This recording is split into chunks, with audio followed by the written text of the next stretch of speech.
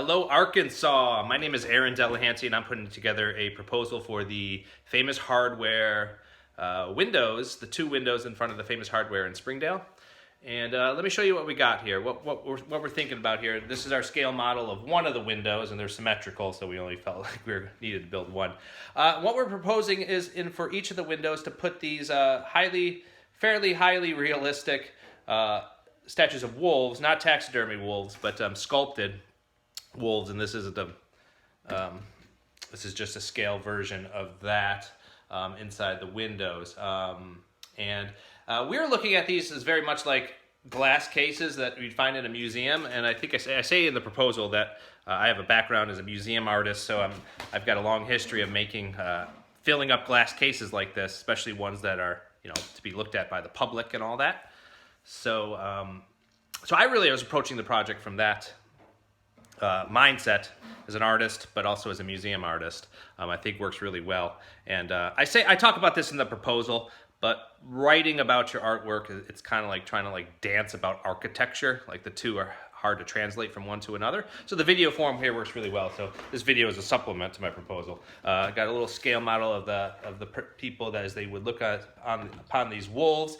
So what I'm going to bring with these wolves isn't just like a wolf and plop it in the window and all that, but inside each of these wolves is going to be this kind of cutout, something like a cutaway from inside the animal. It's inside the red wolf, which used to be very abundant as a natural apex predator or maybe a keystone animal in the area. I have to do a lot more research if the job moves forward. A lot of this research will be done to make it very Springdale and Arkansas centric. So, okay, back to it. So inside each of these wolves is going to be this cutout of a diorama, because my big thing in the contribution in the art world has been dioramas, and has been for a while now. So my dioramas for natural history museums and nature centers and things are very highly detailed, very highly researched representations of a landscape and a cultural moment, an ecosystem. In this case, it's going to be about a Springdale from the recent past, like probably the 1970s, maybe the 1980s. I would have to talk to people like Dayton and others to see if that's like the best representation of Springdale's recent past. And what I'm looking for is a time when the urban and the cultural center was noticeably different than it is today, but also very recent to that a lot of people walking past these windows or driving past these windows would be able to see and look into this diorama and recognize the past from their childhood or from their middle ages, all the people who were alive at that time.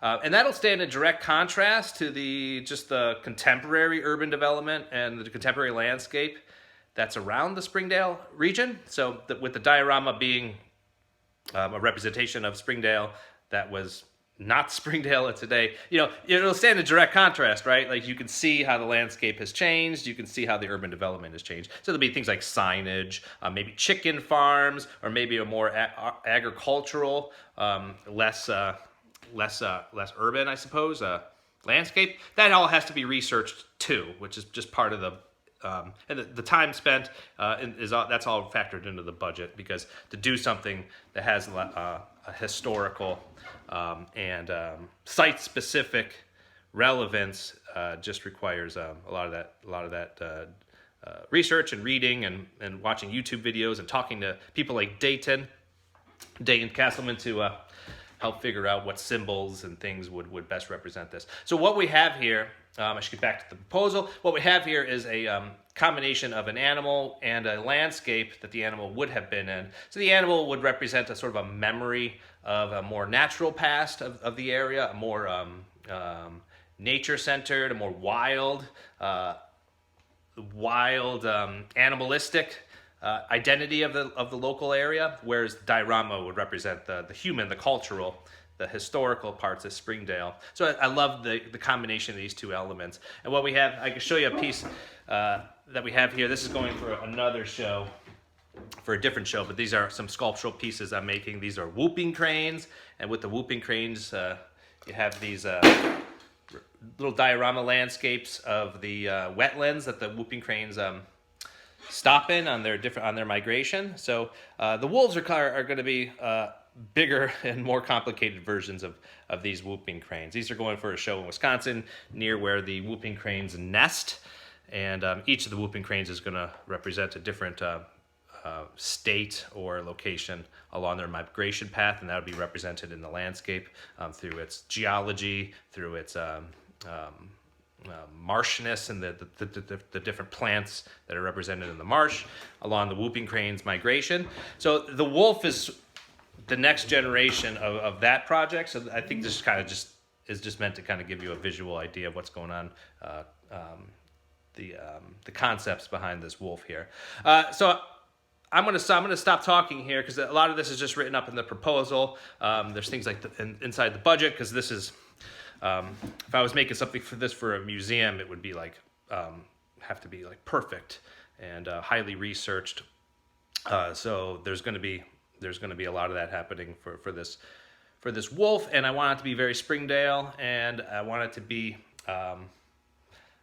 something that the local population, as they're walking down the street, can look at this and be like, oh my gosh, I remember that. That looks like my childhood, and have this real reminiscence thing. Because when you build dioramas for people, it's really the viewers who come to it with their imagination and their different stories that they generate in their heads. That's where the real magic of the diorama happens. So with this, I feel like it can be a real participatory thing with the local population of Springdale, where they can look at this wolf and they could really participate in the stories that happen or generated by the dioramas. And when that's mixed into that wolf kind of natural thing, I think there's really something special going on here. And it could have that spectacular thing too, because at nighttime the idea is to turn on blue lights, like really intense blue. So like each of these two glowing cases, it will become these glowing blue spectral light boxes. So when people are just driving past in their cars and stuff, they'll say, oh my gosh, there's like these two blue glowing cubes at the Famous Hardware store, and they're going to stop their cars. They're going to get out. People are going to walk down the street. They can't help but stop and look at this. And all those memories that are generated, I think there's something that really special and beautiful that can happen here. Okay, so I'm going to stop talking. The proposal is there, and I hope you guys accept it. It's going to be, it could be a really beautiful piece for Springdale, and I'm fully in this. I do this kind of stuff a lot. These large-scale exhibition pieces. My studio here. This is the upper floor. We got the lower floor too. We got a couple of interns helping me out from the Rochester Institute of Technology, from where I teach. So thank you guys. Hope to hear back from you.